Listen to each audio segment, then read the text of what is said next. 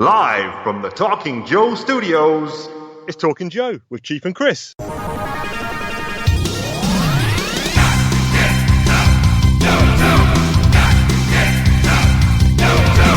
Hey, it's me, the Chief, joined by my buddy, as always, Diagnostic 80, aka Chris McLeod from the Full Force podcast, and of course, Talking Joe. That's right, and you are not the only one who's come by the Talking Joe studios this week. We've got a couple of young bucks who are no strangers to the show. It's Mr. Young Bucks. It's Mr. Chadley Bowerson III Esquire, aka Chad Bowers, and Mr. Chris Simo Sims. Oh no, I forgot I was Simo. Simo. Oh no. Both G.I. Joe fans, both professional comic book writers. So welcome back to the show, guys. It's funny how we minimise Chris's name and we maximise Chad's. Yeah, I know. It's crazy. I like it. Great. Imagine that on the back of a football shirt or something. How are you fine fellas doing? How are you up to? I'm good, man. I can't speak for Simo, but I'm good. I would like to lodge a formal complaint. With the name designation generator. What? It's not an insult, or is it an insult where you come from? I don't know. I know it's not an insult. You just wanted a long, elaborate English name, didn't you? Yeah. Okay. We'll go with Chris S and Chris M then for the future. Okay. Look, it's your show. Whatever makes it easier for you. It's fine. What have you been up to? Last time I was here, Chad texted me after the episode went up, and he was like, "What's up, Simo?" It's nothing really. I guess it's just an abbreviation. I guess of anyone who had a surname, that had Sim in it. But anyway, it was never inferred as a derogatory term. He's backtracking now. He's worried. Yeah, he's I hear the fluff sweat in the voice right now. Don't worry about it, Chief. We've already got them back on the show. It's fine. After this, we'll never speak to them again. Okay, two quick points. 2 quick points I want to make, because I am not casting stones. My first day of school at middle school, I would have been 9, I think. I was the only kid at my bus stop because my parents lived in the middle of nowhere, just the fields all around. So I was the only kid at the bus stop. It was the last bus stop before school. You say bus, but wasn't it more of like a horse and cart kind of coach? Yeah. So it's a coach. Yeah. It's a 53-seat coach / bus. There's about 75 kids on this already. I get on the bus. The kid at the back is like one of the older sick formers. Gets on the back and said, "Look at him. He's got a square head. Let's call him Blockhead." And I lived with the name Blockhead for about 4 years in school. That's like a G.I. Joe code name, though. That can be. I can see it on an action figure package. Not the way it's said in that story, but definitely, I definitely could see that. Blockhead on it. And also, my dad basically started calling me Chief from when I was about 2. Chief, I thought your dad was going to call you Blockhead. No, he did not call me Blockhead. Yeah, and that guy on the bus was my dad. I like it. And then throughout school, I was called Chief, and in work I was called Chief. But I was nowhere near London growing up. And then when I went to London, people were telling me, I would say, "Hi, my name's Chief," and people started laughing because in certain parts of London, to be called a chief was a massive insult. So there you go. It's not, I'm not casting any stones or about other people's names. So you're safe here. Double header of an insult name for Chief. Chief Blockhead. Chief Blockhead. Yeah, good. Con season is upon us. Are you boys conning at the moment? I just did my last one for the year. Yesterday here in Durham, North Carolina. I did NC Comic Con Bull City is the official name, the Durham Comic Con. Cool. And it was very fun. But yeah, that's it until I guess we'll do MiniCon in January, right, Chad? Yeah, I guess so. That's the plan. Yeah, that'll be my next one too. I don't have anything lined up. There may be like a small one that I'm forgetting in December, but it's like a one-day show. But I can't remember what that is. You boys need to get over to the UK and go to Thought Bubble. I just came back from Thought Bubble just as a punter this weekend. Yesterday, in fact, the 9th time I've gone. It's up above Leeds now, so it's like 5 hours travelling distance. But great lineup. They had Azzarello, Dave Johnson I met, Kai Zama did me a sketch, cool. Donny Cates I was chatting to, Terry Dodson, Esad Ribic, miserable as always, he was there, chatted to. I tell you who was really cool, Daniel Warren Johnson I was chatting to. Yeah, he's great. Yeah, good guy. Really cool. He had an AEW hat on, and I was like, you like AEW? And he's like a massive mark. And he's like, "Oh, yeah, did you see Cody's last promo? And have you seen the Young Bucks match against Private Party?" And we were just chatting wrestling. And he had this Old Man Skywalker mini comic on his table. And I was like, "Oh, what's this?" He goes, "Oh, it's just a little 8-page mini comic he did about Old Man Skywalker and his final kind of battle, like I guess an alternate history to The Last Jedi. But it was really cool. It was really cool talking to him, chatted to Declan Shelby, Nick Roche. But it was really good time. What about you, Diagnostic? What have you been up to? I just got back from my last con of the year, Assembly Required. That was absolutely amazing. So Des Moines, Iowa, all Joe, kind of eccentric. There was a Night Force theme, so I took my Night Force Lightfoot cosplay and met up with the finest there, and they had all their Night Force gear. It was amazing. I'll send you some pics so you can share them on the Twitter page. That honestly is. I have to give a big shout out to Brian Sauer, Travis Weber, Steve Kelting, Dave Murenkrath, everyone involved that does that show. It is so. It's just so f***ing amazing, for lack of a better term. Honestly, the quality of the show is incredible. They have raffles and giveaways all the way through the day, and they give away the most incredible prizes. They were giving away like assorted Night Force goodies, which are not cheap. There was, I think, a flag giveaway at the end. So I mean, this is like proper crazy. They do amazing merch stuff, t-shirts, hats, stickers, prints, and that kind of funds all of their giveaway stuff. So it's kind of almost like a non-profit kind of deal. And yeah, it's just brilliant. They had Raging Spoon was there, Joe Declassified was there. I did a panel on Night Force with Pat Stewart, not Picard, and also Joe Declassified. They did a great panel that I kind of jumped in on as well about production. From the production of the figures to the pegs when they actually end up in stores, and it was really interesting. And loads of people were there. It was brilliant. Roma Collectibles, they have great vendors. It's just awesome. So yeah, big shout out to those guys, and yeah, really really cool event this weekend. Good stuff.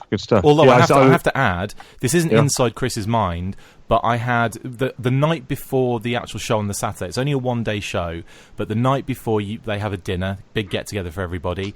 You have the dinner, then the next day you have the show, and then the following day you have a brunch, and then you bugger off. So it's kind of small, but it's perfectly formed, basically. And on the Friday night, we got there after a 4-hour drive, not too bad from where we were.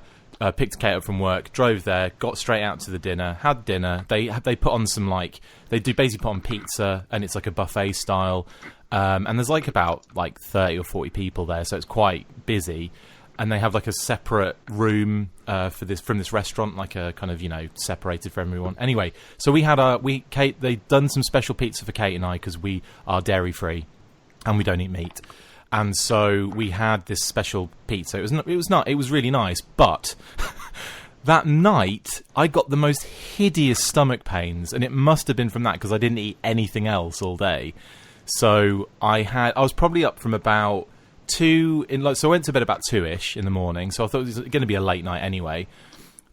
Started feeling these kind of stomach pains, got into bed, and it was awful, stomach pain central till 6 in the morning, and I didn't sleep at all, just writhing around in agony. I finally took painkillers at 6 a.m. because I just gave up. I'm like, no, I've got to do something because I've got to be up in 20 minutes to go get ready to go to the show. Zero sleep. Hideous stomach pain. Kate almost she almost took me to the hospital. It was that bad. And nasty. I know, it was horrible. So I had these painkillers. They kind of sorted me out, showered, and then somehow got through the day doing 2 panels, running all the audio visual stuff for them. Had the cartoons, a cartoon block running all through the day as well. So it was really kind of struggled through, somehow managed it. But yeah, zero sleep that night, and it just almost destroyed me for the next night as well. Well, I know where you're going wrong. You're a weirdo vegan. That's probably what it is, yeah. Yeah. They probably did a poo on the pizza or something, just because it was awkward. Get some pepperoni. Get some home in pepperoni on your pizza. Home in bacon. Inside gag. Home in bacon. Deep cut. Right. Speaking of going out for dinner, actually, very, very quickly, my mate has just started art repping for Ian Kennedy, who he's 88 at the moment, and he has been doing Commando, the little Commando British comic? Yes, it's a digest size. He's been doing covers. He's done over 1,500 covers for Commando over the last, 60 years. He's an absolute, and his work is so good. And he was going out for dinner, and they were going out with John Wagner, who is obviously, Mr. Judge Dredd and has written so many Dread stories. And they're like, "Oh, do you want to come out for dinner?" And I was like, I declined in the end, but it's because it's one of those things. I would felt a little bit uncomfortable going out for dinner with my effective hero. Have you boys, Chris and Chad? I know Chad, you've had dinner with like Larry Hama and stuff, but Chris, or have you any other people that who are idols of yours that you felt a bit nervous around or didn't want to go out with? For me, it was Chad Bowers when we went out. Yeah. In fact, I was just telling Chad a couple minutes ago, I was so tired at this con that I was at this weekend, like Richard Case, who drew Doom Patrol that Grant Morrison wrote. Like he and a friend of mine were going out to dinner, and they asked me if I wanted to come, and I was like, no, I want to go home and go to bed. I'm old and tired, and it's dark. But yeah, Chad, you've had the Larry dinner. I've had the Larry dinner a couple times. Yeah, it's something else. It's great. I've had the Larry not wanting to talk to me. Okay. I've had a couple of Larry dinners as well. Yeah. They're great. They're interesting. I mean, they're pretty much just like G.I. Joe 149, 150, 151. Oh, excellent segue. No, I'm just saying that like if you've been around Larry long enough, like you start hearing him when you read the comics. Yeah. You know. Can I be real with you for a second? Yeah, hit me. Please. I thought we were going to leave all this ninja intrigue behind us. Oh man, so many good. Anyway, yeah, no, I'm trying to think of anybody else. I mean, the person I probably fumbled the most over that I've met was not like a dinner thing, but it was when I met Grant Morrison. That was a big one, and that could have turned into like a thing because I think our DC rep at the time when I was in retail was like all about getting us out to dinner with those guys, and I like politely declined because I knew I was just gonna fall over myself. I've got a funny story to tell you guys actually. I did have a dinner with, and this was the lineup of people. It was quite random. There was Adam Riches, who you guys know. Yeah, I love that guy. So Adam was there. It was Kirk Bazigian and his son. So Kirk Bazigian, the main marketer for the G.I. Joe toy line from 82 to like 94, basically. He was like head of marketing for G.I. Joe boys toys at Hasbro, all that kind of stuff. So that was interesting. And also a spattering of other kind of artists and guys from like the G.I. Joe toy line and the comics and stuff like that. Anyway, I'm sitting in the middle of the table. Kate's with me, obviously, to my right. Adam to my left. Joker's all around. And and I'm basically telling this Barcelona story, to everyone who was really interested in it. They probably couldn't understand me. But I was telling this Barcelona story from when I had food poisoning, funnily enough. From eating fish in Barcelona, and then the night that followed, and what I did in detail before we ate, which has gone down as the story that they always bring up whenever I see them again at conventions. So, yeah, if you ever want to make an impression on some of your heroes, probably tell them a hideous story about poop and vomit, because that's what I did, and and it went down. They'll never forget you, and they'll never want to see you again. 2 birds, 1 stone. Yeah. That's what I'm saying. In the interest of moving it along, and all the listeners who are still with us that want to hear about G.I. Joe comics, I like just shooting the shit personally myself. But let's talk about beverages, because it's time for beverage for the show. Beverage for the show. Do-do-do-do-do-do. Beverage for the show. Do-do-do-do-do-do. Now I am gonna go do-do and drink my beverage for the show. I have one. Do you 3 gentlemen have one? Yes, I do. Fantastic. Who's going first? Chris Sims. Hey, thank you for calling me Chris Sims. Last time I was on the show, you might remember I was just getting into kombucha. I hate this stuff. Yes. And I am currently drinking a special fall kombucha called Living in Gratitude. With apple, turmeric, carrot, and spices. And it's actually quite good. I'm very much enjoying it. I've never had it before, and it's delicious. Very quick question. Is this a hot one that you have hot or cold? Ice cold. Ice cold, okay. Yeah. There's the carrot. So after, interesting enough, after you came on the show and said you had a kombucha, I had no clue what a kombucha was. So I went out and bought one the following week for the first time, and I think I will never buy one again. However, I guess it's different tastes. Maybe I had a particularly funky one. But listen, they can go bad on you pretty quick. If you don't get a good one, they are like there is no middle ground between good and very, very bad. Oh no, that's good to know. Actually, that's good to know. So I probably will give it another shot then. But we have a local kombucha maker around here who does like really interesting flavors. Like there was one that's like banana pepper. It's like it's still like a little bit sweet, but it's got that banana pepper spice. When you drink it, it's really good. So I've gotten into it, but like generally I only eat or only drink it from one particular person. So And what's your rating out of 10 for this one? Just so I can mark it down. I would give this one a 7, I think. 7 out of 10. It's awfully good. Yeah. Solid. Nice. Mr. Bowers. Yeah, well, Chris, what is kombucha? Honestly, I don't remember the last. I don't remember the last episode. It's fermented. Using a pair of old gym socks. That's the thing. Like Aiden, actually, my wife always tells a story about how she tried to drink some kombucha when she was in college, and it was literally a friend of hers making it under his bed. That stopped her from drinking good kombucha for like. She went blind for 5 days. Yeah. No, it's fermented, Chad. It's got some vinegary sort of stuff in it. I don't know. Is it vegetable based? It's got like a vinegar like culture. This one has black tea, green tea, the vinegar culture, and then apple juice, turmeric juice, carrot juice, and cider. So yeah, it's vinegary and fermented. It's effectively like drinking vinegar-flavored cheese, then, in that case. But no, Chad, you would probably like it because you're a dude, and I know this. This is whenever Chad and I are on a panel together, since we've been doing panels together for 15 years. 100 years, yeah. Wow. I always like to start a panel by telling people I get Chad to say something about me that the crowd probably doesn't know, and I say something about the crowd, Chad, that the crowd doesn't know. And if I can do that now, Chad's a person who will drink some apple cider vinegar if he's feeling a little sick. Okay. Yeah, Just a shot of apple cider vin. Is that what the doctor orders? You know, my mother-in-law is very holistic. She told me about it years ago, and it tends to work. Yeah, clears them right up. Yeah, that's pretty good. That is not what I'm drinking today, though, gentlemen. Okay, Chris can also probably tell you this about me, but I will just about eat anything. Same. Yeah, I'm with you. But I'm a very picky drinker, and I'm also picky about candy and gum and weird things like that. But I wanted to pick something today that like is sort of outside of my normal, like my go-to, something I'm not comfortable with. So, guys, I got a Monster energy drink coffee, Monster Cafe. Wow. Can I get that one more time, please? Cafe, Monster Cafe. It's cafe, yeah. Cafe. But I'm gonna drink this. And I'm not like a Monster energy drink guy. I don't think I've had a Monster energy drink once. I don't do Red Bull. I don't do any of that stuff. And it's still probably working. Yeah. Talking Joe takes no responsibility for what is going to happen over the next few minutes. So if I get lit up on this vanilla Monster Cafe, I'm gonna be. If Chad goes into his badass LERP mode, you'll know what happened. We need an Arashikage mindset going on, don't we? That's what we need. You're not in charge of any heavy machinery or children for the next hour, are you? No. 2 hours from now, maybe. But I'm about to turn the Ninja off and go full Monster. Commando. Go full Monster. All right.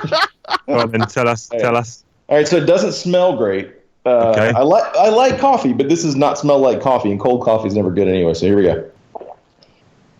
It tastes just like chocolate milk. Really? Yeah. Yeah, that's not like super. When you say cold coffee is never good, are you talking about iced coffee as well, or just like? Yeah, no, I don't like iced coffee. You know that. That's so about me. interesting. That's strong. I might have known that about you. I know Matt Wilson, who I also do a podcast with, has told me flat out I do not like hot drinks, which I think is a cold. See, I would prefer hot drinks to cold drinks most times. Interesting. Yeah. 90% of the time that we're eating together, you're drinking sweet tea, I think. Mm-hmm. You're not wrong. Yeah. But it's not bad. Not bad. Yeah. Well, then out of 10. It's iced coffee-ish, cold coffee. I don't know, like a 6, maybe 7. 6.5. I'm giving you. Yeah. I mean, it's not bad. Diagnostic 80. What about you, sir? I am going with a Simply Lemonade with raspberry, all natural, not from concentrate. 110 calories per 8 fluid ounces serving. 52 fluid ounces, 1.6 quart, 1.53 litres. I'm not going to do the whole thing. No, please don't. But actually, no, I might do. You know what I'm like. Let's try this. It's in a plastic kind of, one of them orange juice bottles, like a Tropicana style. Here we go. That would not be allowed in my house. The anti-plastic house. Yeah, that is sweet as and also, you've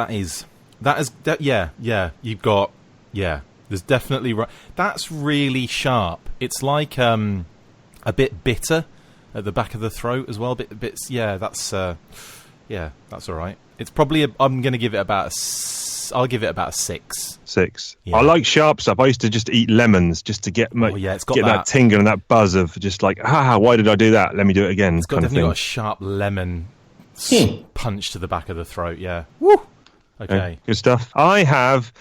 Okay, and again, I'll try and keep this as brief as possible. 30 seconds of backstory. Friday night, I had a phone call from the missus. Or I phoned her, said, I'm on the way home from work. I'm going up to Sainsbury's just to get a bit of shopping and get a few snacks, whatever, for the train journey tomorrow, because on the Saturday I was taking a 5-hour train journey up to Thought Bubble. Sainos. Went up to Sainos, Sainsbury's Sainos, and I said, is there anything you need? And she said, no. She said, do you know what day it is tomorrow? And I said, yeah, I'm going up to Thought Bubble for the convention. She goes, have a think. What day is it? Oh, it's not your anniversary, is it? Oh, yeah, of course it was. Of course it was. Completely forgotten. But on my anniversary, I decided to go solo to a comic book convention 5 hours away. So, Oh, buddy.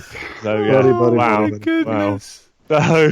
So she, How are you said, still alive? Seriously. I said, I was thinking, I was like, oh shit, yeah, it is. She hadn't said it, and I was in my head, I was like, yeah, 11th of November. That's the one. That's no, not even 11th of November, 9th of November. No wonder I forgot. And I said, oh yeah, I know what it is. Oh, yeah, I've got you something. Don't worry about it. It's okay. It's fine. So on my way up to Sainsbury's. While I was in Sainsbury's, they had a bottle of. I don't know if in the States you have Hotel Chocolat, the brand. Maybe not. It's okay. In the UK, it's a TV show over here. It's a fancy. It's basically chocolate, but with no e on the end. So they say chocolat, just without remove the e. It's a fancy way of selling you really expensive chocolate. It's a very fancy, high-end kind of mid-end, kind of mid to high-end chocolate selling establishment. Anyway, on the shelves of Sainsbury's, they had this Hotel Chocolat bottle of chocolate cream liqueur, branded, had no Sainsbury's logos on it or anything. So I thought, brilliant, I'll buy that, and I'll pretend I bought it earlier in the week out in town, and she'll never know. Idea. She'll never know. I feel like that's not a good idea. No. She doesn't listen to this podcast. She hates comics and anything to do with comics. She's not listening. I wonder why. Don't worry, I'll send her an email that just has this clip on it. Yeah, but if you would, please, thank you. So this is chocolate cream liqueur. We melted our chocolate into vodka and cream. So anyway, bought that for her. That's what I'm drinking tonight. In fact, I just basically took it out of the cupboard this morning, and I thought I'll have some of that. I'll have some of your anniversary present. So let's have a go on this. Pour this into there. Are you following the instructions? It sounded like you were reading instructions then on how to drink it. That's really, really nice. It's very very creamy, silky, chocolatey, and then you kind of get a little bit of vodka on the back of your throat. Very nice. Very nice. And then I'm going to wash it down with a can of Blue Moon Belgian white beer, just because I can. I'm giving that 8 out of 10. How many feckin' beverages do you have?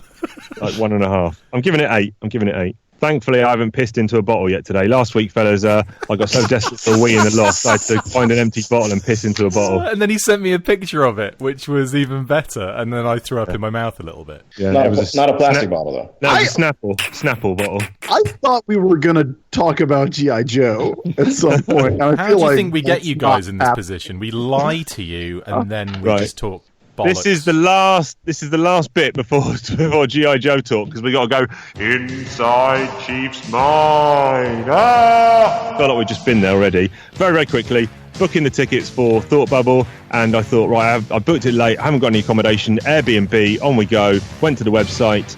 First place I found, yes, they've got the dates I need. The price was like £52, very reasonable. It was half the cost of a hotel.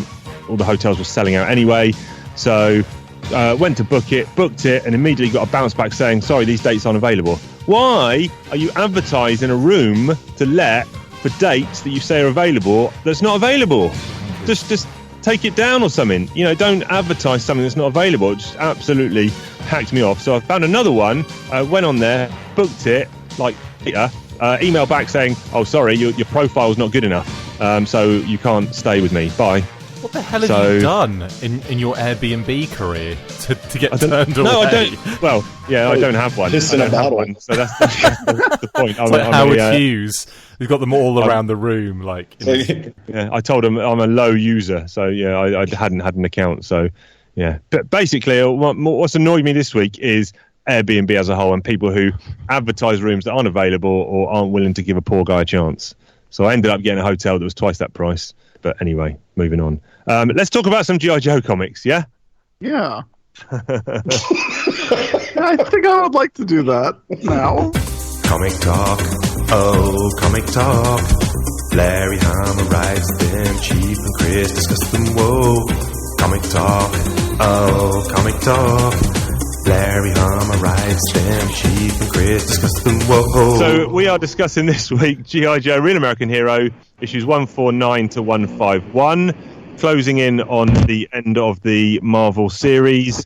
I'm going to quickly look at the covers, see what we think. 149, Baroness strapped into the brainwave scanner, Cobra Commander looking over her with Billy and Mindbender in the background with a little tagline, "Inside, Billy turns traitor, Baroness gets fried, and the long-awaited return of Snake Eyes." Do we like this cover? It's okay. I'm not sure what the pink flame is. That's brainwave scanner stuff, isn't it? Basically, effect. I know. I think it's okay. It's not too bad. You know, not having listened to the preceding episode, I'm sorry guys, but like Phil Gassier, is that how you guys pronounce his name? Like, what's your read on old Phil? Very exaggerated, very kind of over elaborate and animated kind of look and style for me. Mm-hmm. I mean, it probably would have fit on other Marvel books at that time period, but I think from a G.I. Joe point of view, maybe it was not a style that had been seen before on this particular book. I'm not against his. I don't think it's necessarily that bad. It's very 90s. Wouldn't necessarily be my go-to choice by any means. I remember liking him a lot when I was younger, but looking at him now as an adult, every time I go back to these issues, it always stands out as sort of like I'm not a big fan of like comparing artists, but did you guys ever read Peter David's Aquaman? Yeah, who was on that? That was Martin Eglund. Yeah, the guy that started it was Martin Eglund, and this is very reminiscent of that kind of style. It's almost like it's weird.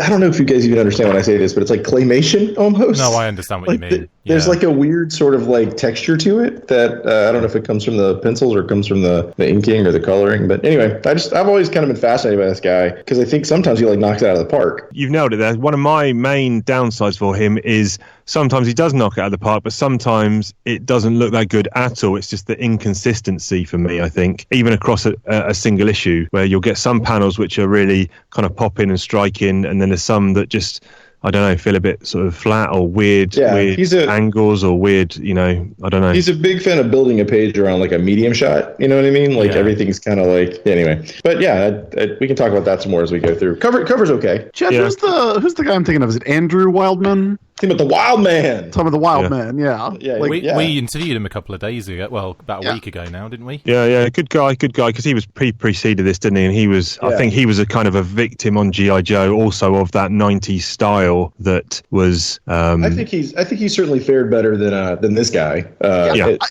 History-wise. Yes, yeah. I think he has the energy in this style that a lot of the people who were drawing around that time don't have. And I don't think this is bad. One big criticism with the art in these issues is I think Snake Eyes with his mask off looks terrible, but not in the way he's supposed to. Yeah. I've always hated that though. Like I feel like Snake Eyes really, as a character, is so much better when he's mysterious and you don't know anything about him. Like, fair enough backstory is fine, but knowing how he got into the situation he is, that's all well and good, but removing the mask and having it off for a long period of time and showing him lots of screen time with his face, it's just like it removes so much of him as a character, I think, personally. But even in 50 issues before this when we see him and it's Mark Bright drawing it, I think Mark Bright, who honest to God draws Jonah Hex, really. But I think that's like a much better looking Snake Eyes because you can kind of see what he's going for here because he's got kind of his mouth is very skeletal. Yes. Mm-hmm. I think that like the idea is solid, but the execution is lacking, unfortunately. Yeah, I mean sometimes it is, but it's kind of inconsistent because definitely when he goes full LERP, like he's he does actually jumping ahead of ourselves. But at other times he looks like he's just a dude with a couple of scars on his face. He's like Dolph Lundgren with a couple of scars. For those who aren't reading along at home, why not? Foolish. But in terms of a brief synopsis, this is the Joe's issue 149 is kind of all just set up.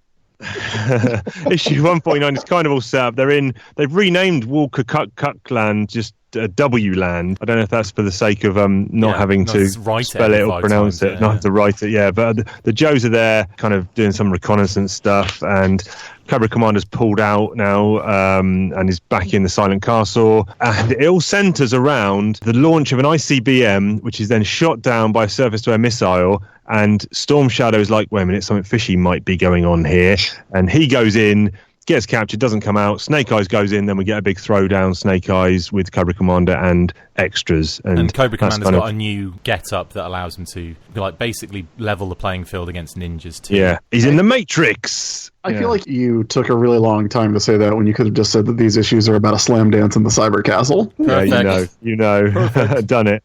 Which is exactly why I wanted to come on the show to talk about these. And because they referenced when after you were on the last time, we were obviously reading the next subset of issues, and there's a reference to someone says, "Oh, he's doing the slam dance." I forget what issue that was in. And I hadn't picked up on that before, and then I was like, oh yeah, because then you actually get slam dance in the cyber castle. So that was I don't know if a foreshadowing by Larry, just using that term, but I think he just loves slam dancing, and therefore he has to get it in wherever he can. Listen, I think it's fair to say that the four of us are very big fans of slam dancing. G.I. Joe. Oh right, of the slam dance in the cyber castle, of Larry Hama and his writing.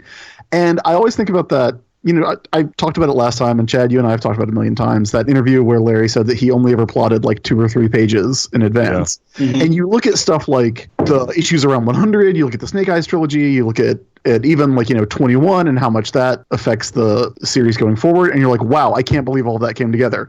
And then you read these issues, and I like them. I really do like these issues, but it's like, oh yeah, he was clearly plotting 2 to 3 pages ahead. Which is why panels maybe. Yeah, which is why an ICBM gets launched on one page, and then on the next page it gets shot down, and then nothing ever happens with that. Yeah. It was literally just so that they could get Storm Shadow involved. That was the only reason. Yeah, but he kind of even referenced it. He says like, what's happening on the news at one point. You know, are we on the news? And he's like, no, because we haven't hurt any civilians, no one cares. Oh, right, that's all you have to do as a bad guy. All you have to do is not hurt civilians, and no one will take an interest. Brilliant. Yeah. Well, and, even, I'm sure we'll get to this more in a little bit, but when, Cobra Commander puts his Iron Man suit on, like, it's just an explanation so you can have that Snake Eyes. Yeah. So Snake Eyes fight. So you can, he can actually stand toe-to-toe with Snake Eyes. Yeah. There's a really cool bit that made me laugh. About sort of 7 or 8 pages into issue 149, a Mindbender is stood behind Cobra Commander with a measuring tape, and he's measuring him up. Do you want to get the fashion jingle going here, by the way? Oh, yes, we do have, this is G.I. Joe fashion. Armani, Prada, Versace too. Joe's changed their outfits from black to blue. Duke and Hawk, look, but don't gawk. Changing their kit, whoa, is that legit? Swapping camo jackets, headgear and boots. It's now neon colours and funky spacesuits. Sci-fi stalker and even Roadblock. While Bill, Flint and Mutt gave me a shock. So go take a walk if clothes aren't your passion, because it's comic book talk and lovely G.I. Joe fashion. Well, I suppose that comes later, because Cobra Commander gets a new suit. And Mindbender, we should probably talk about Mindbender's new outfit, I guess, a little bit. I think they're the only 2 that get makeovers in this particular arc. Well, in the first issue, we have a new character show up in Cyber Viper. Yeah. Oh, yeah, we do. Yeah, you're right. No, was Cyber Viper, is he Battle Corps? Yeah. Because all these guys are Battle Corps guys, right? Yeah. Well, actually, he wasn't Battle Corps. That's a lie. Sorry, I'll tell a lie. Mega Marines and Mega Monsters was brought out in 1993. That's right, yeah.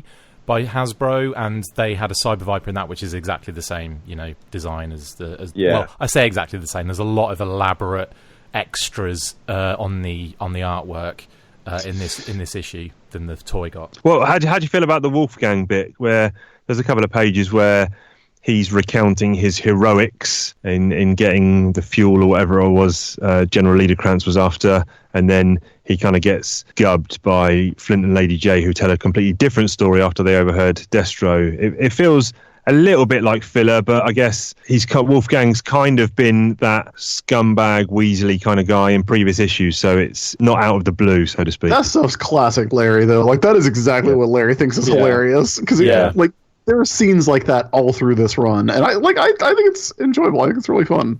Yeah, Well, I can we- think it's good. And it does set up who's in charge of the country and stuff. Like Right. Yeah. Oh yeah, because that comes back, doesn't it? At the end, towards the later of the arc, Zartan impersonates him and kills Metz with a bomb, and Wolfgang thinks he's going to get strung up, but they're like, "Yeah, you killed Metz. You're our new leader." I was really worried reading that. I was thinking, "Oh, we're going to get like some hideous like hanging on from Larry here," and he's like sitting up there on a chair. Like, oh, thank God for that. I was like, whew. Classic. I'm on a page here. I've just turned a page, and just jumping back to 149, and they've gone into one of Destro's secret lairs, and he's got a storage room for extra masks. Hilarious. Love it. Amazing. Yeah. So, Well, I was gonna, before we get too far into that, and I really want to talk about Destro's masks, but I want to talk about like the setup for them hearing Zartan and Destro Right, talking. yep. You know, you get the giant Cobra gunship that's landing to pick up Cobra Commander, or to pick up Cobra Commander and take him away. But Flint and Lady J are clearly like whispering while there's a helicopter right around them. and then like Flint, but like, you know, again, big fan of the body count in these books, man, because I think it matters. Like Flint totally takes that dude's throat out. Yeah, talking about when Flint like. When Lady J's like, "Hey, we need to sneak up," and Flint's like, "I'm gonna cut this man's throat in Yeah. this comics, babies." we Flint can't take is prisoners. wild We're in this behind. thing. We're behind their lines.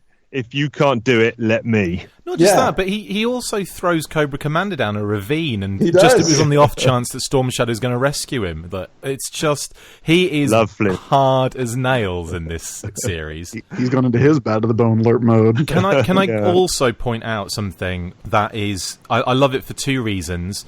One, because it is just so cinematic, and two, because it's just so ridiculous. And it's Snake Eyes getting ready when he turns up in what's his name's at Liederkranz's place, and just kind of barges in, grabs all the weapons, takes his mask off, and then it goes does into his the John J. commando. Rambo, yeah. Well, it goes into the commando, mode, commando, doesn't yeah, it? When yeah, he's like yeah. getting ready on the beach after pulling up with it in his pants in a little dinghy.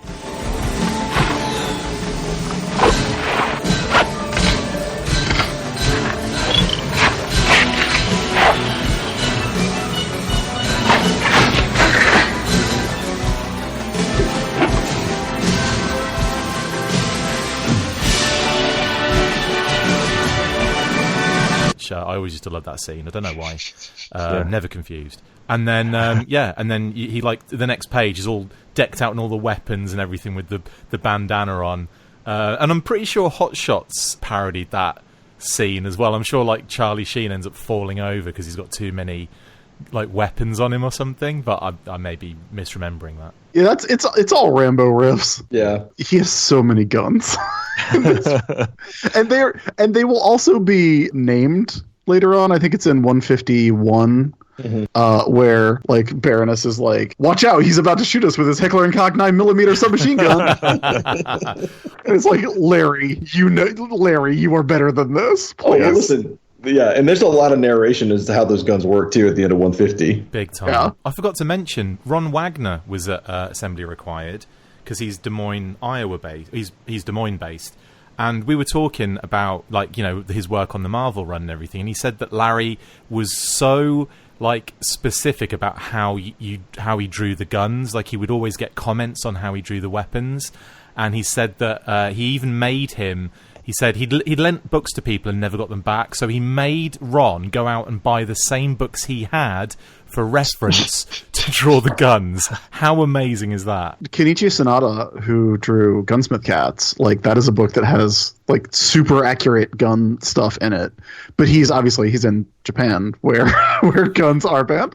Yeah. And he would buy models, like replicas, like completely accurate replicas, and got investigated by the Japanese Wow. police because he was having like a ton of replica guns shipped to his house. Wow. And had to be like, no, I draw this comic about guns and cars and elaborate hosiery. I bet they're all like, sure you do, mate. Sure you Yeah. do. Okay, weirdo. I should also mention that the Battlecore Vipers are incorrectly coloured as well. They should be purple and red, and for some reason they're bright yellow and blue, and I have no idea why. Yeah, I went and pulled out the Balamo book this morning because I was like, is there like a second release of that guy that was in that color? And yeah, they're all wrong. Yeah, I don't like to, take pot shots at creators or anything, but I think the colouring in general across these issues isn't necessarily the best. Feels a little bit flat to me. I think it's kind of hit and miss. I think some pages it works really well, and then other times, yeah, it can be a little bit odd. Yeah, that kind of happens to this whole last leg of the series, though, I think, where it kind of gets this sort of like updated coloring that doesn't quite work for G.I. Joe. Can we also talk about Slice's ass as well? There's a really nice shot of him from behind, and it is just pure meat bags. Okay. Yeah. All right. That's enough talk about it. I think. Can you do a theme tune for that, Chief? Slices possibly. just tying up the Wolfgang bit. I've come across a really cool panel of Flint, and he says the little weasel can sling jive faster than a quartermaster pockets a kickback. Amazing. The dialogue is amazing. Things Larry said in real life. Yeah. Today. Yeah, right. How about Billy activating the ICBM with his face? Head? When he goes, looking into his hands tied behind his back, he goes, I can use my face. Bonk. The sound effect is bonk. And when did Snake Eyes become Iron Fist as well? Like, there's one scene where he's on fire, like his fists are on fire because he's been like beating up and shooting and destroying Cobra Commander, but like setting him alight, and then he's just standing there over him in flames. This is phosphorus and sets Cobra Commander on fire with it. Ow! Yeah. At least ow. And he has done some quick hand action.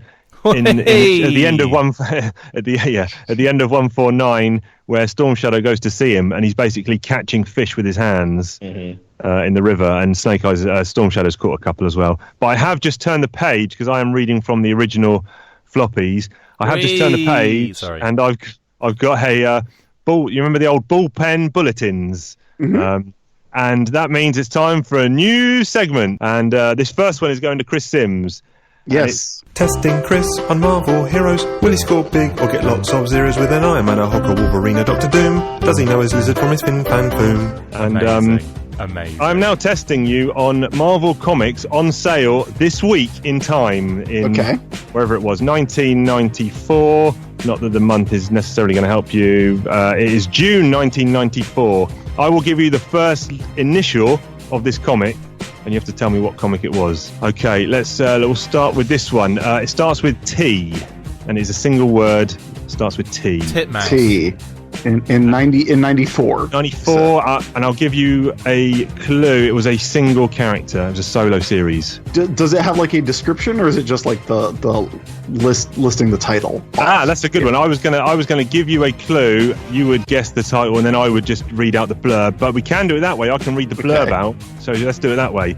It's issue 9. I never get the blurb. Can I just say? I always have to just guess it from an initial. Is that blood on your axe? Question mark. Ooh, it's got to be. Yes, it's the resurrection of, and it's got a name here. I feel if I give you the name, you will get it. You got this, Chris. It's got to be Terrax, right? That's the Cosmic Powers miniseries. Is that what that is? That is not the Cosmic Powers miniseries. That was going to be my next question, so you've ruined that, Chad. Well done. But I'm kidding. Not really. That's what I'm good at, man. Why, yes, it's the resurrection of Blood Axe was the rest of it, and I'll give you the creators by DeFalco and Friends. And then it's Thor. No, man. Issue 9 in 1994. Oh, okay, fine. World still needs Thunderstrike. Sorry. Thunderstrike. Sorry. Oh, that's okay. You got there. I wouldn't have even got there that quickly. So congratulations. All right, I'll give you an easier one. WTIW. WTIW. Well, possibly WATIW, I guess. Warlock and the Infinity Watch. Warlock and the Infinity Watch, issue 29. Maya is ordered to kill Warlock, and she always follows orders. We'll have another couple. This is an M, and it's issue 22, and I will give you the blurb. Slaughter wants Spidey and this guy to enter his slaughterhouse. M. Chad, you got this one? By Wright, Napolitano, and Cabrera. I think he's got a new book that comes out this week, in fact, or next week by Marvel, a new #1. He was part of a group that also included Big Clue, Ghost Rider. It's an M. Yeah. And the okay. group also, I think you and Mr. Matt Wilson remade this team recently on a recent episode of Ajax. Yeah, it was our new Midnight Suns. Correct. Who has an M in Oh, okay. Morbius. Morbius. Yes. There we go. There you go. All right, we'll do one more. This is an E, and it's issue 78. Sorry, I was going to give you so the blurb. I can't give you these character names. So it's someone and someone get more Proteus in their diets. By Ashford and Lashley. Oof. With an E. The E. Chad, you know?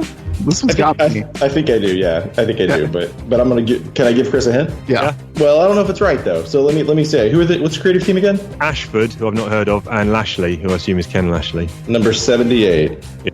It's a adjacent X book. Yep. Yep. Teeny Howard. Yep. Chris. I think I know it. What's Teeny right now? Excalibur. Yes, Excalibur 78. Wolverine and Kitty get more Proteus in their diets. Wolverine and Excalibur? That doesn't sound right. Maybe it was a. I mean, I guess it was yes. 1994. So Yeah. That was the bullpen bulletin from issue 159. Chad, you got one coming up in 150, so hold your horses. Get ready. Back to the G.I. Joe comics. So 149 ends with, Stormy's gone in, hasn't he? And here we see the new, like you said, Chad, the new Iron Man armor effectively for Cobra Commander, who basically just wants every one of his troops to fire at him and see if he can take the hit, which he does. 149 just ends. Oh yeah. Like 149 just like stops for a second, and then we see Snake Eyes halfway across the world fighting Cobra Commander. Or Storm Shadow. Yeah, that's it. That's how he does it. Yeah. and the first time after like 3 pages where Storm Shadow gets introduced to Cobra Commander, you've got this crazy double page splash with it's looked like he's gone to Hades or something. There's these just demon mouths. Just wow! It's just what a unexpected turn of the page that would have been back in the day. I think that it's great. Wild. I really wish they would have done like a Kirby style collage and made it look like a real Hieronymus Bosch G.I. Joe comic. But I do love that Cobra Commander is sliding down a giant tongue. Super gross. With super accurate weapons too, by the way, toy weapons. Does he have those, Chad? Do those come with Cobra Commander? I think that gun, the one on his left hand, is the actual gun that comes with that Cobra Commander. Okay. But Chris can probably or tell me if I'm right. Yeah, no, it does. Yeah, he has like a missile launcher. Yeah, absolutely. Yeah. Wow. A few pages later, we do get the new Mindbender outfit, and I'm a bit sad that he's lost the cape and the codpiece, to be honest, because this is just some sort of cybernetic eye patch thing, and this is a classic case of the R imitating the toy shelf kind of scenario, because obviously Dr. Mindbender's new version was out and they needed to get it in there somehow, and I think Larry just kind of squeezed it in this way, and almost his Matrix uniform, you can kind of get away with it kind of being more high tech. It kind of almost works with the panel that he's working in and around at the computer panel. I think that's what Larry's kind of idea was here, probably to if I've got to get him in, then this is how I'm going to do it. Yeah, I quite like that panel, actually, with him. He's looking proper bad. How did Snake Eyes make the decision to go? What was the time period in Storm Shadow hasn't come back in like 6 hours? I'm going in. I don't know what was the crack there. She just had to play a lot of charades with Scarlet before. Right. Where Scarlet does a lot of heavy dialogue lifting. Yes. Yes. That is almost a full page, isn't it? Okay, fine. Well, we always knew Snake Eyes was going in because it told us on the cover. I think we didn't even need that, really, did we? I think we all knew what was happening there. It would have been a really pointless meeting, wouldn't it, for Storm Shadow to go there? I think that's in every movie. They always have the meeting that you just know how it's going to end every single time. But the cover, the battle you demanded, Snake Eyes versus Cobra Commander, I don't know anyone who actually wanted that battle, did they? I did. Before you knew he had the outfit. I guess at the end of 149, when you know he's got the Iron Man outfit, then yes, we do, I guess. Here's the thing, though. Why would you not want that I just thought it was a little one-sided. Like, any fight with Snake Eyes is literally just a Snake Eyes win, isn't it? Yeah, I mean, what's he bring to the table? It's so easy, even with this new get-up, the actual fight itself. But in terms of wanting the fight, I think you're right, though, Chris. What about when he's got those dragon gargoyle wings and he's punking Slice and Dice? Yeah, that's pretty metal. It's crazy. And how does this Matrix thing work? Because he seems to have just made it all appear in a very small, confined area. There's a moment when Snake Eyes uses like a smoke grenade to kind of break up what I think Dr. Mindbender describes as, and I'm too late to get there, it's a smoke grenade. The air-suspended particulates are interfering with the holographic lasers. Switch over to something else, you ninny, says Cobra Commander. Spang, rat-a-tackling Spock. He trashed the control panel with weird words, but he's out of ammo. Now's the time to... And then Cobra Commander gets one in the face quite horrendously. And then, this is interesting because Larry does go into massive detail with... Because I think Larry, when he writes, he's almost writing to prevent anyone from writing a letter in to say, I've actually got a correction for you there, Larry. So... Larry writes these little notes in here to say a 40mm frag doesn't have enough time to arm at close range. What this is a fletchet round, like a giant shotgun shell loaded with steel darts. A major Geneva Convention no. Yeah, I'm really glad that Larry took the time to tell us that Snake Eyes violates the Geneva Convention. The round that follows is color-coded for white phosphorus, also known as Willie Pete. Snake Eyes has... it's like he's like literally over-explaining this stuff so that someone doesn't write in, like a military guy, and say, well, actually, Larry, I think you find that white phosphorus would... it's just like incredible detail there. It's brilliant, though. I believe is also outlawed under the Geneva Convention. Yeah. What, writing to Larry? I think you're right. Yes. He added it. You will be brought before The Hague if you try to talk to Larry Hama. That has been my experience. That's where we had dinner. In The Hague, yeah, nice. Just jumping back, I spotted a cool panel before the Snake Eyes fight. There's one of these guys. Who are these guys that drive the detonators? I don't know. The guys in yellow? They're Battle Corps Cobra Vipers, but they're not. Okay, all right. And one of them, we've seen this before in a previous issue, one of them's reading Inside Cobra, Spring 94. Oh, I love that. Love it. It's so good. It was one of you guys were on our show when they were looking at the Thunderclap. I think it was issue 92. Yeah. It was 92 where trilogy. where the Cobras are reading the G.I. Joe catalogue and the vice versa.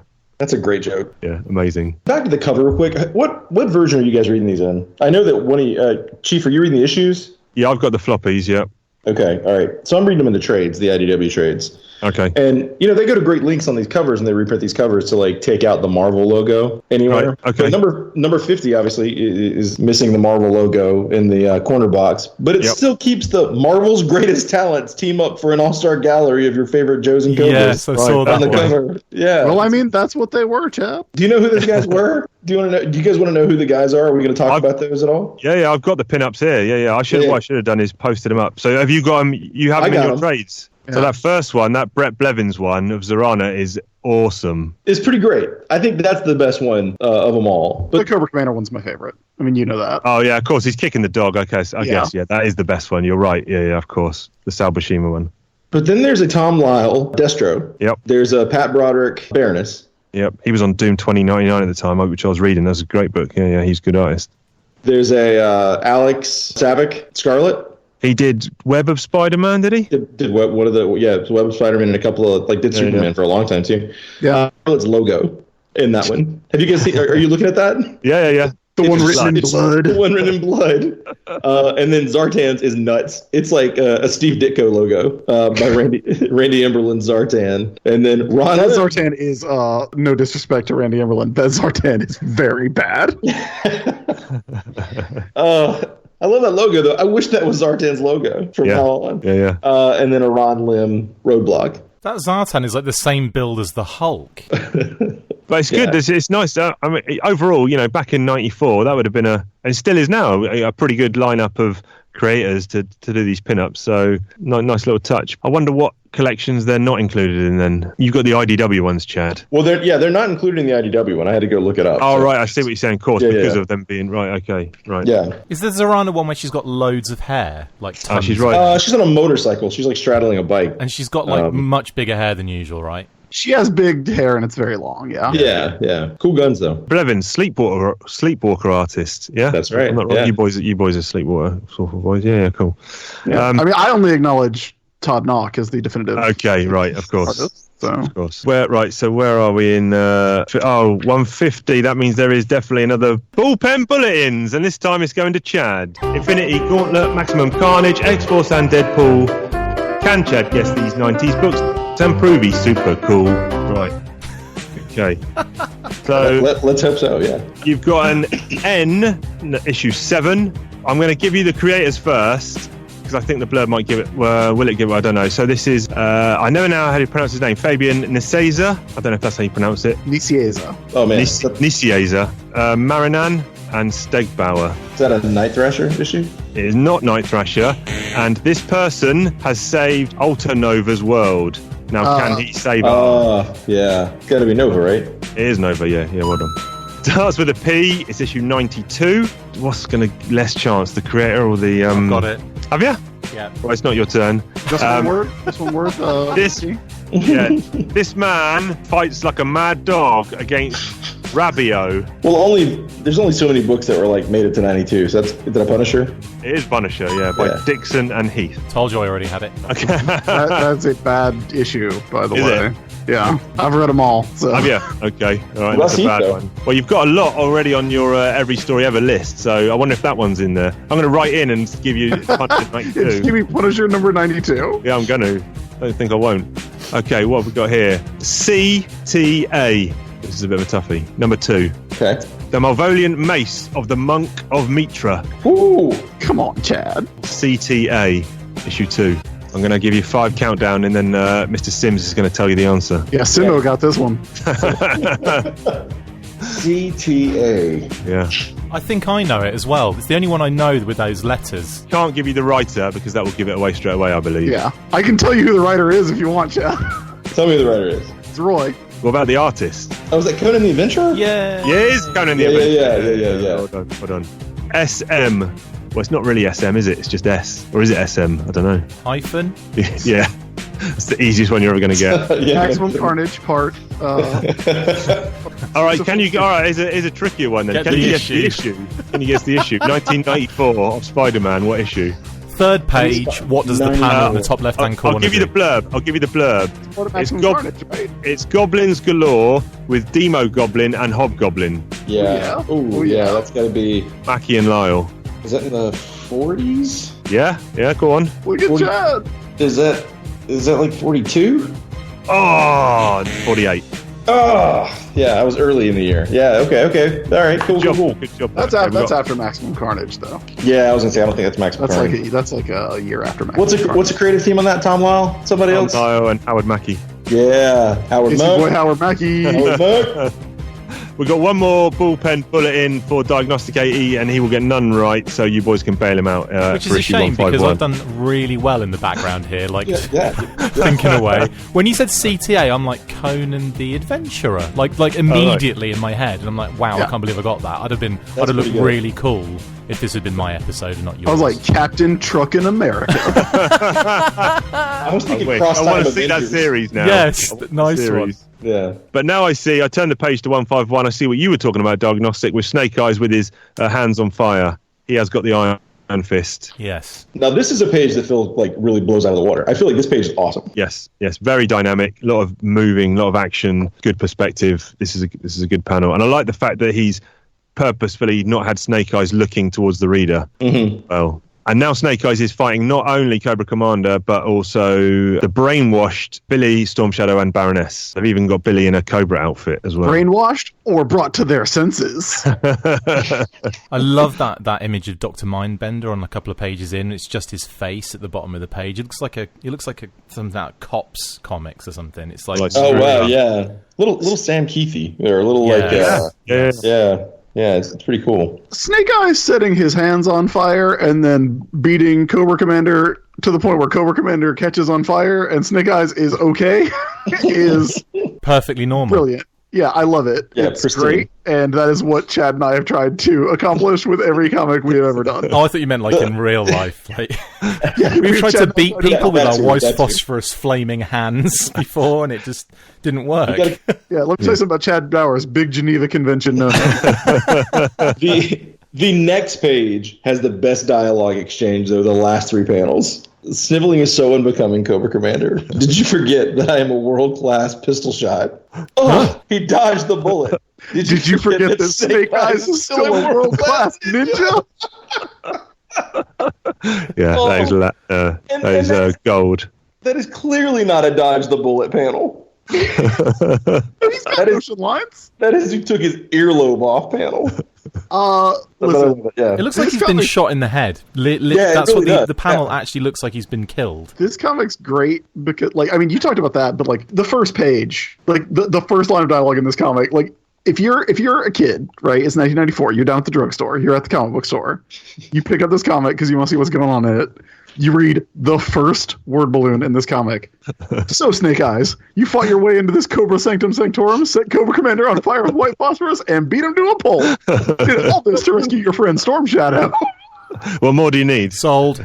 Less declamation and more retaliation, if you don't mind, Dr. Mike Mendel. Like, Larry's back on it on this one. Yeah, he Top- is. He is. This is good stuff. Yeah, and I like the fact that where the previous panels where they're saying world class. I like the fact that there is a different kind of branding of ninja. There's a world class ninja. There's a slightly not good ninja, but he's right up there, world class. I love how many times Cobra Commander gets shot in these issues, though. Like earlier, he's like, "Shoot me, everybody, shoot me." Then he's like, Now "Stop he's shooting me, ceasefire, Stop yeah. shooting me." The Baroness is like, "Keep shooting him." That's great. We might get lucky. Yeah. Do you think Upper Command would have an issue with Flint chucking Cobra Commander into the ravine rather than taking him back to base as a hostage? That Not is hostage, the as a biggest prisoner. bunch of nonsense in this entire comic, because why would he not take Cobra Commander prisoner? Yeah. Why would he, under any circumstances, give Cobra Commander up? Why would he feel like Storm Shadow would be a threat if Snake Eyes is with them? Because Snake right Eyes there. has been able to do all of, like, literally kick everyone's including Storm Shadows over many It's times. like Flip forgot he's a world-class ninja.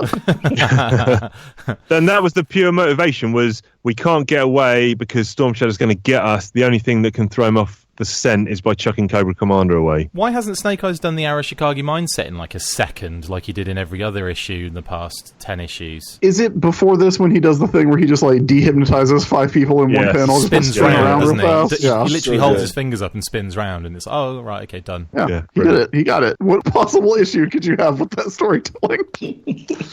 Yeah. I love that is so Batman as well, how Storm Shadow saves him. Like the flying dive to catch up with him, throw in the grappling hook and having it wrap around a couple of rocks and then just grabbing him and swinging out of like danger. Yeah, I never thought of that before, but now I am literally picturing that is Batman. Why is he not in a cape and cowl? Chad, you might know this since you've like talked to Larry about this stuff, but like at this point in the run, was he just like doing this book Marvel style? Because the art definitely seems to be at odds with the dialogue at certain points. He does most of the series Marvel style, I think. Okay. And you can tell, like, just I think especially like in these later issues, how much the dialogue is used to sort of explain what's going on. Yeah, for sure. And it's clearly an afterthought, but yeah, it's like even though the 139 in the trade, it's like right as Storm Shadow's like running out of the castle after him.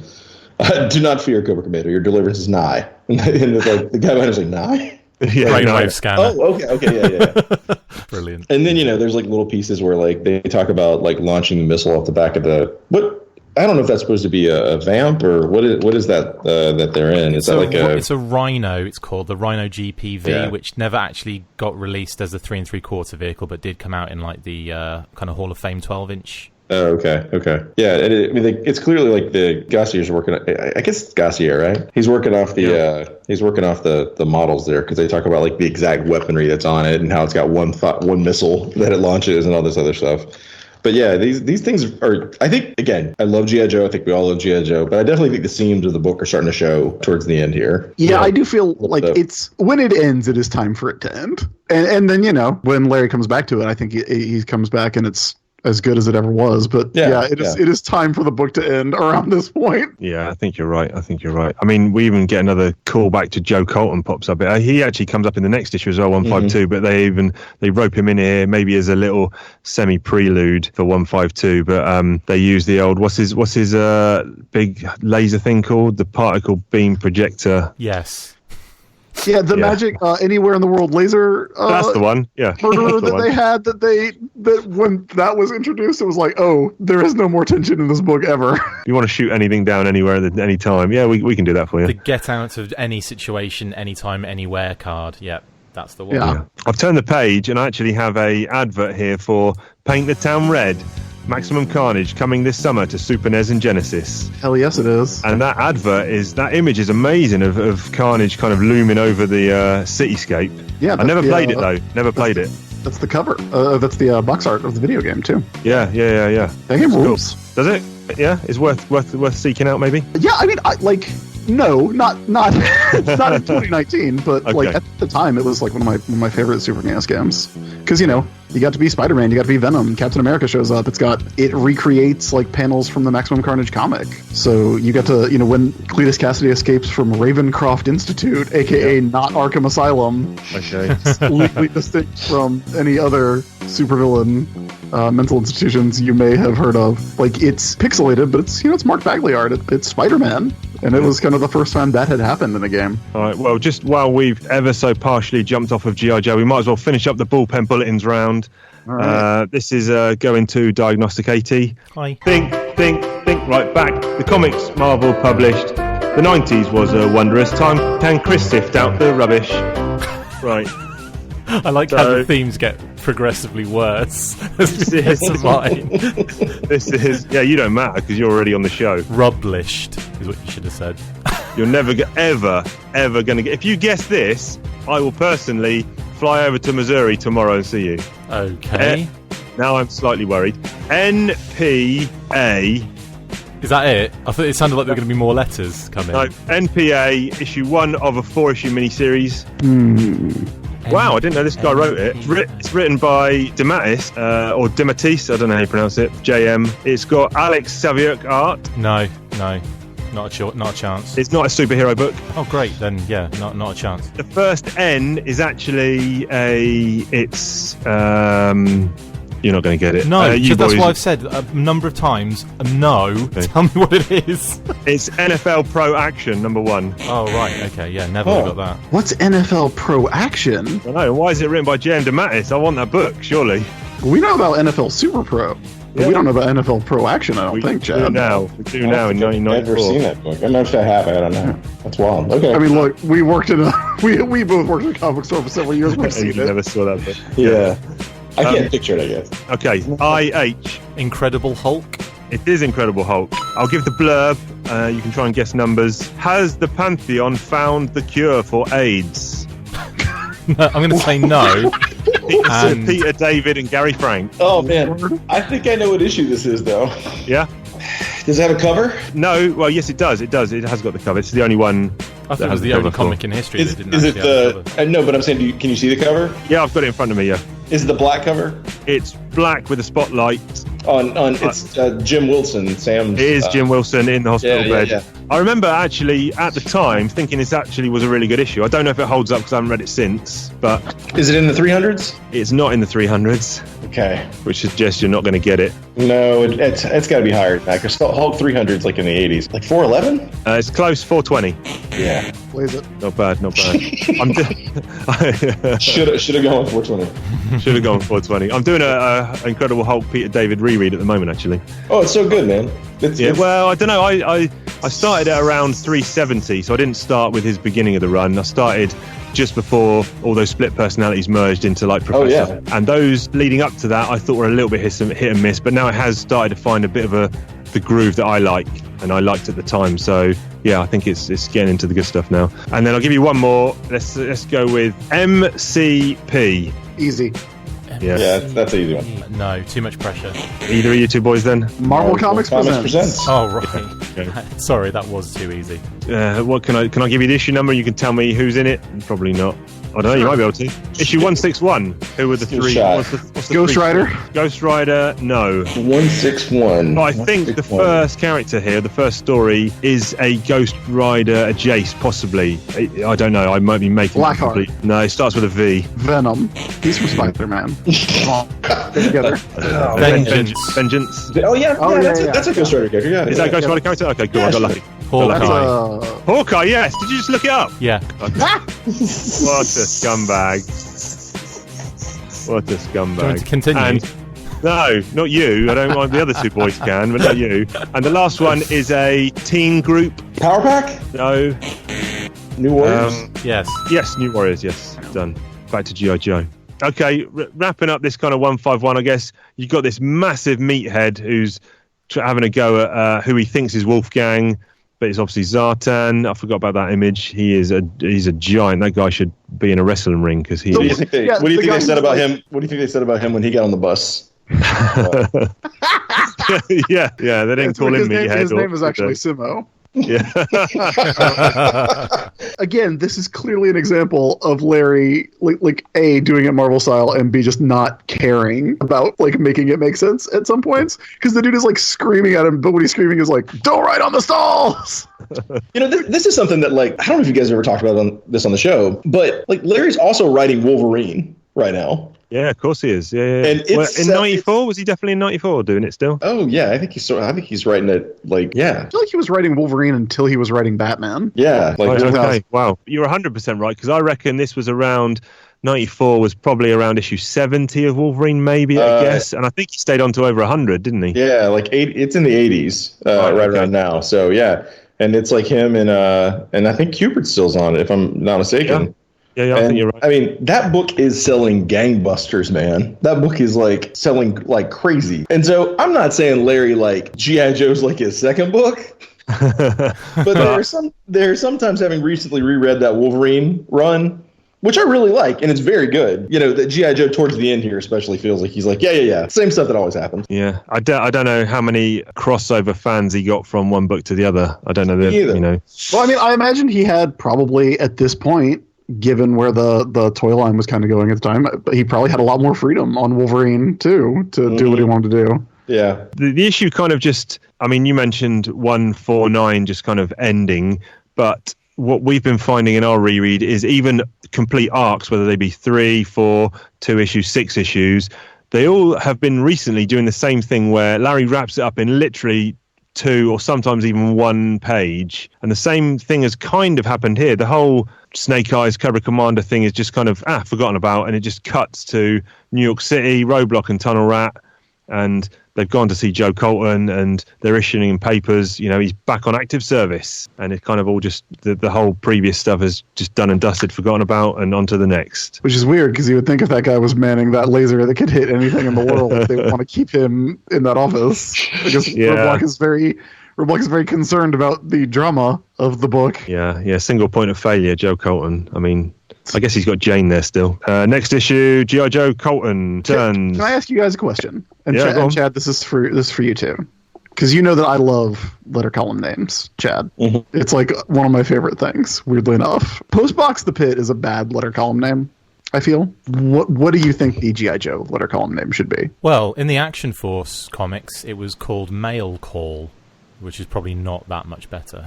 I believe Mail Call had been used by like one of the DC War comics at that point. Yeah. So probably didn't want to use that one. But that's a good one. It had an image of Flint kind of shouting, cupped hand next to his mouth. And it kind of had the mail call. Is he like, come and get your mail or I'll slit your throat? the plane coming over and all this mail dropping out of the back of the plane. Come get your mail before I throw Cobra Commander into a ravine. Yeah. I mean, I think the mail bag, but have it as MALE, and then it means something completely different. Yeah, that's a good question. I mean, like the scrotum section. Sorry, carry on. I mean, modern, it would be awesome if they could call it Letters from Snake Eyes. Just have him answer everyone. Oh, that's good. Just dots. Three dots. I like it. Yeah. But I mean, considering Larry answered most of these, probably you're wrong. I think you're wrong. No, I don't know. That's a good question. Because I've never been a big fan of that name either. I've got a theory about the letters column, especially with where Larry's involved with the G.I. Joe comic, is that when the IDW A Real American Hero run started again, he complained that he wasn't getting enough letters sent in, like either email or whatever format that you could do it in. He was complaining he wasn't getting any, and I think he's kind of shot himself in the foot in the way that he writes the comics. Like, yes, he'll make mistakes, but also if you write a letter in and you point that out, he would also kind of really go at you sometimes as well. Yeah. So I feel like he's almost, I know, shot himself in the foot in that, one, he over-explains a lot of the things where he knows, he'll get people writing letters in. And two, I think, he's very aggressive when it comes to someone maybe pointing out a criticism about maybe, hey, I think Sneak Peek's already dead, Larry, that kind of thing, Well, we've read out a few letters from previous issues where someone has done just that. They've kind of criticised the book, and he's given a massive paragraph reply, kind of just shooting the guy down and just basically balling him out. So that's kind of an old school thing, though, because if you ever go back and read Silver Age DC comic letter columns, like especially when Robert Kanigher was the editor of the book, like they are the most mean, bad faith, really nitpicking, They're brutal. Because the fans are like that as well, but.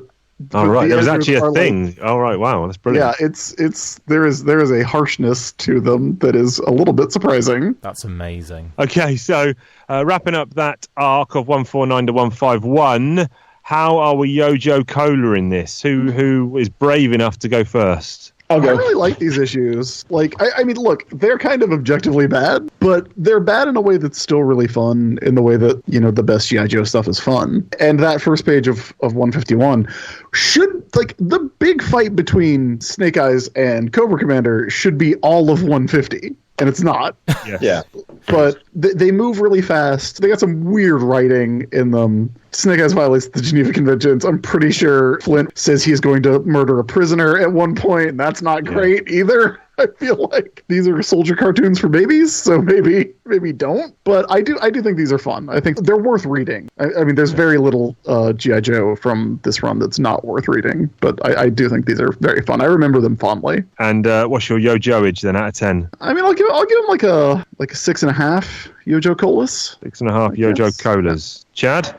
I don't disagree with anything you said. I do like these issues, but for a fight that you really didn't know that you wanted to see, I think for the Cobra Commander Snake Eyes fight, there's not a lot to it. And for it to be such a big issue, kind of here at the end, you want it to be much bigger. You know what I mean? You want it to be more of a culmination of all that stuff. Because I've said this before, and I think Chris, you and I've talked about this quite a bit, that the story of G.I. Joe really is the story of Snake Eyes and Cobra Commander in a lot of ways. Yeah. And I think it's weird to not see those guys actually have that big moment. You know what I mean? Where stuff comes to the surface and character like this issue today would be huge, right? But it just it's almost like it kind of sneaks up on the creative team. Oh, we've got a big issue coming, guys. And it's they kind of fall into it, they know they need it. I think it would have kind of a Thor Malekith War of the Realms build, like a 3-year build or something. Yeah. There's so much there that they could like those are the characters that G.I. Joe is the story of, but they also have no real reason to fight. Right. And any of the work that could have been done to give them a reason, like a battle for the soul of Billy, right? Yeah. He's the guy. He's the character that connects them, right? But and Billy's in it hitting buttons with his face, so it doesn't really have the juice you want out of it. Yeah, I mean, it needs more Scarlet in it. You know what I mean? It needs stuff that the stuff with Wolfgang just seems like filler based off what you should be getting with issues. And I don't know. It's not the best G.I. Joe's. It's not the best example of G.I. Joe comics. It also feels very toyetic in some ways, with characters wedged in and little things. I don't know. Again, it's always a good comic when you're reading a G.I. Joe comic, so I don't want to bash it too much. But I'd say I'd probably go closer to a 4 or a 5. Okay. I'm gonna go ahead and bash it a little bit if you guys don't mind. I'm getting very bored of being in the same, seeing basically effectively the same thing, just dressed up slightly differently. Which is getting to the point now. You get to this stage, and you're right. There's that feeling of okay, just put it to bed now, and then come back to it in 20 years time. But I love the comics. I love G.I. Joe. I'm not gonna, I don't like bad mouthing it or anything. But I was getting to the point with this particular run. It was so we've got the obligatory Snake Eyes, Timber, and Scarlet in the High Sierras. We've got the obligatory couple of panels of G.I. Joe and G.I. Jane in Manhattan. We've got Transcarpathia and the Silent Castle again. We've got the Brainwave Scanner again. We've got, it's the same thing over and over and over and over again. And it's to the point where you're let's move away from some of these things that we've already done to, I think, kind of death. That, you know, there's so much of the same location I can take in comics. I think it's like a mixture of ADHD and like and, you know, just wanting something fresh and new each time, and especially with all these different characters and updated designs, the locations are always the same. So I kind of thought, like, well, let's do something different. Let's not use the brainwave scanner for a change. Let's go a different direction, and it never happened. You know, I don't want to like, again, get into the same stuff, but like I said, it's like the greatest hits that you keep seeing, and they're only Larry's greatest hits, right? Because Larry's only been on the book. So where you want to see like innovation, and where you want to see like reaching for new things and kind of exploring different aspects of like what it means to be G.I. Joe in like a changing, you know, political climate and all these things, like you're just going back to that well over and over again. There seemed to be a period of time in the comics where Larry was creating a new country like every week. There was like, you know, Cobra Island was there, and then all of a sudden there was you know, Barovia and Transcarpathia and yada yada yada, and they were like literally pouring out. It was like a new mission, a new country. Special missions were like churning them out as well, and it was like, this is really cool. It's like really fresh each time, and there's a new character and a new upgrade, and it was like that was like almost saving, you know, sometimes a bit of poor writing and sometimes a bit of poor art. But then it got to the point where, like, yes, the writing's really good, and that's I think sometimes reading some of the dialogue is what like makes me smile the most, seeing the new characters and their new like, you know, like their new decos, their new designs and stuff, and I'd be like, yeah, this is really cool.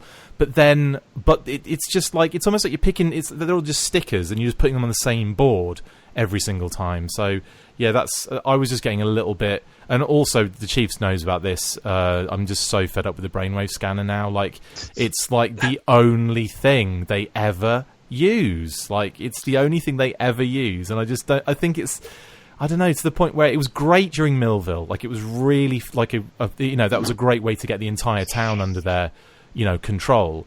But then it's just been used like every panel, even when it's not necessary. It's like, oh, just throw him in the brainwave scanner. But it's the postman. It's like, who?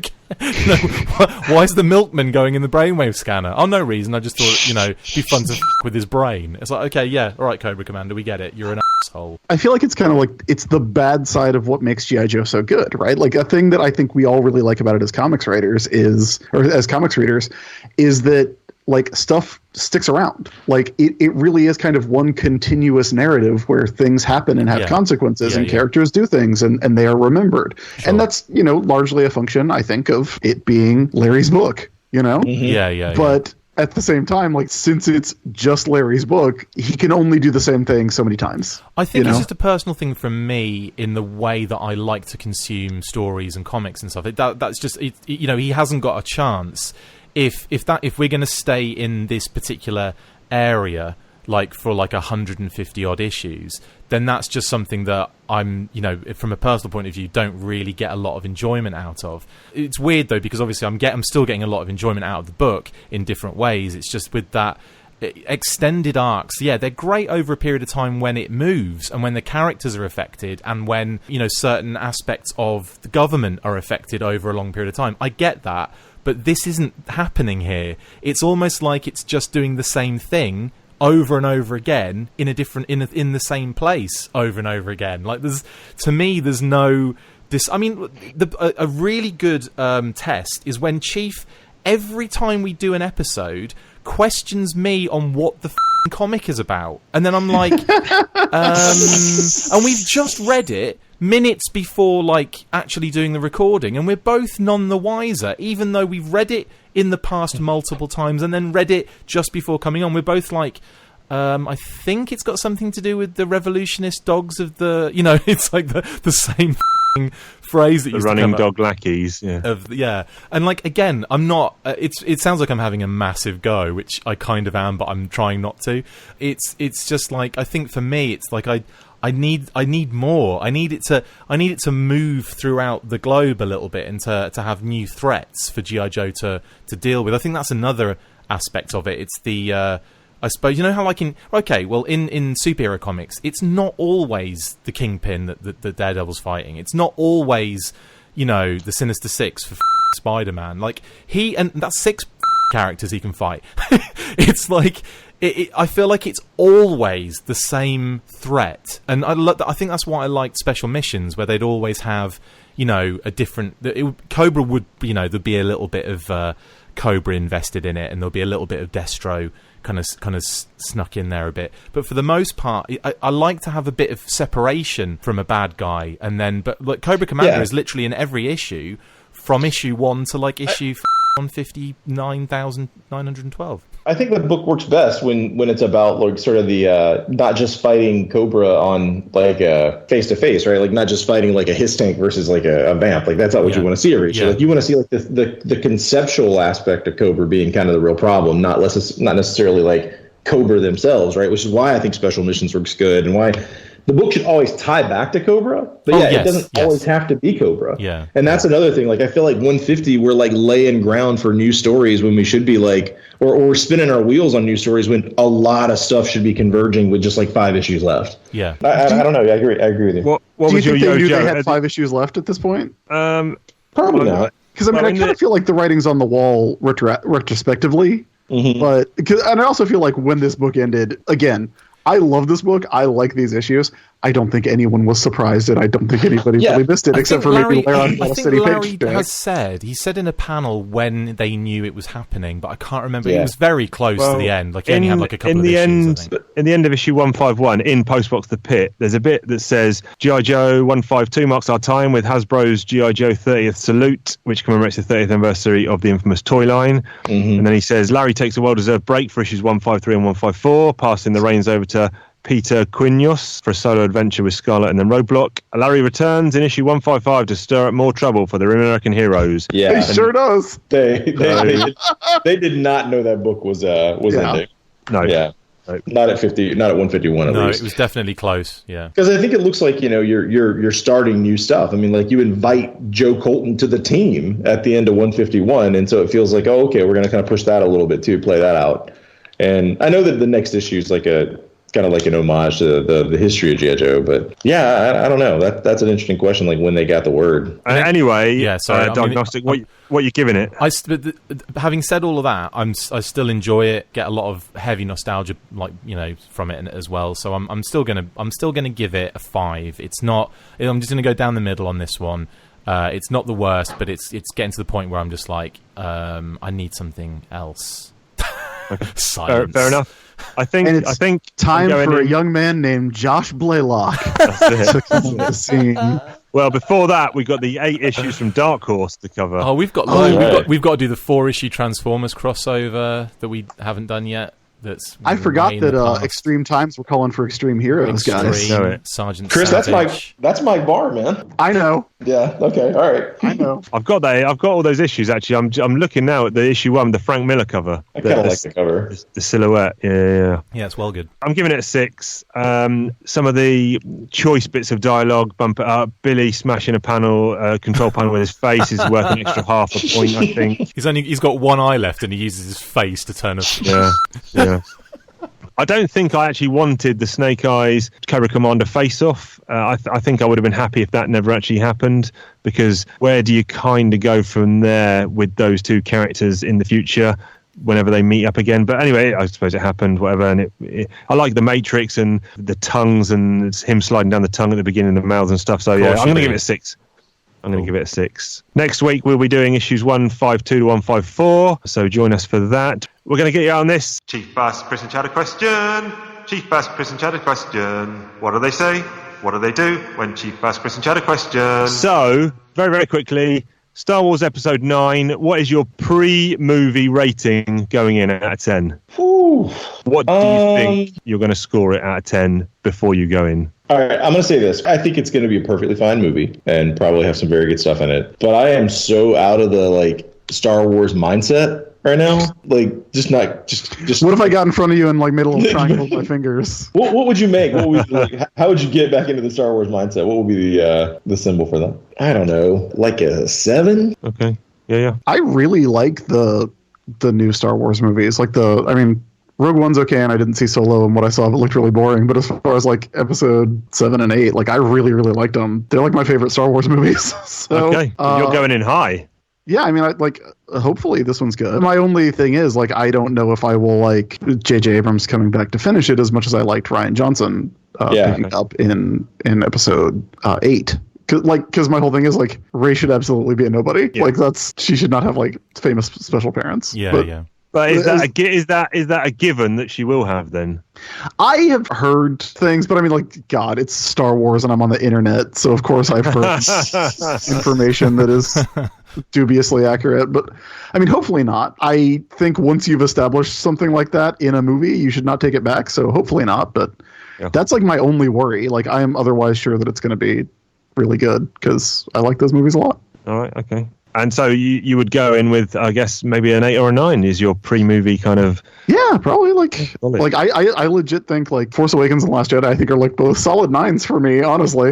Okay. So I would be surprised if this one was anything lower than an 8, I would say. Okay. Good Chad, stuff. is that surprising? No, not at all, because I think you do like the movies, the new movies better than I do. And that's not to say I don't like the new movies. I think they're fine. I just am not, like, super excited about them at all. Like, I don't think I was like super stoked for Force Awakens or anything. Like, we have a friend, Chris and I have a friend that used to work with us at the store named Scott, and he's a big fan of like endings, things that actually have endings. Yeah, I'm saying I'm all about he likes superhero comics a lot. Yeah. Well, he used to. Does he like happy endings? No, I think he just liked endings. I think he likes stuff to end.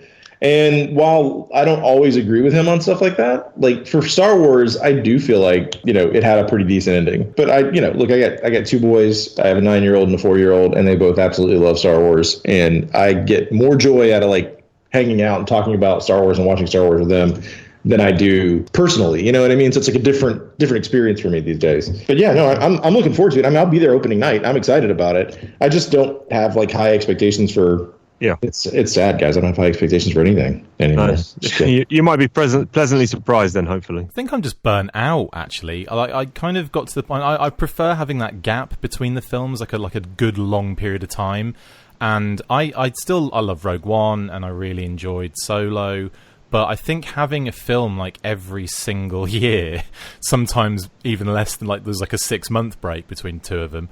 I was kind of like, like getting a little burnt out. And then I think The Last Jedi was like, kind of like that moment where I was just like, I didn't feel much from it, believe it or not. I didn't get that kind of feeling that I had previously, like you were saying, Chad.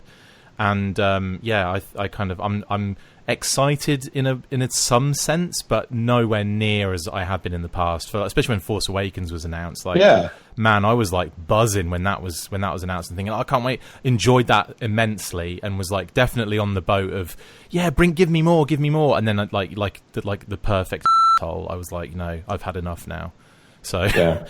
We'll see. When's it open? It's like mid-December or something, is it? Is it that soon? Yeah, it's the 17th. It's a Christmas movie, yeah. 17th or something? 16th, 17th? Yeah.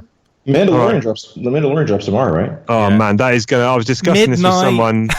I was discussing this with someone. I think it's going to break all illegal download records for the UK because it's not available in the UK anywhere. Oh, wow. Mate, I feel so bad for you. We don't get that Disney till March next year. I feel so bad for you. I don't feel so bad for you. They're saying it's going to break Game of Thrones numbers for illegal downloads. Isn't that the dumbest thing ever, by the way, not having it global release? That's really weird. That's wild. Talk about killing off a huge amount of your revenue already. Yeah, well, anyway, we'll see. Well, the rest of Europe as well, I don't think has that channel yet, but anyway, we'll see. We are running long on Talking Joe this week. We hope you stayed with us. We'll be back next week, as previously discussed, with 152 to 154. All the usual crap will be included. Check us out on Talking_Joe on Twitter, Talking Joe Comics on Instagram, Talking Joe Comics at gmail.com, and Talking Joe, a G.I. Joe podcast on Facebook. Where can the fine people out there check out your stuff? Guests, Chris and Chad. The Twitter and the Instagram. I'm at Chad Bowers on Twitter, and I'm Thomas Chad Bowers on Instagram. I have links to everything that I do at the-isb.com, including things that I've written on the internet and comics that you can buy, and podcasts that I do. So if you like hearing me talk, and you would like to hear me talk about things that are not G.I. Joe, good news, everyone. And what about you, Diagnostic? Do you do stuff? Are you out there? No, I'm just editing this episode now for the rest of my life, I think. No, you can get me on Twitter and Instagram at Diagnostic80, that's with a K, 80, and of course the Full Force podcast, which is on iTunes, Podbean, Stitcher, YouTube, Patreon, and everything in the world. You can, and also Facebook and Twitter. So yeah, check us out. Brilliant. We'd like to say a big thank you once again to Chad Bowers and Chris Sims for coming on, spending their time with us. Always appreciated, guys. And we will catch you down the road. Thank you, guys. Love you. Bye. Bye. Bye. See ya.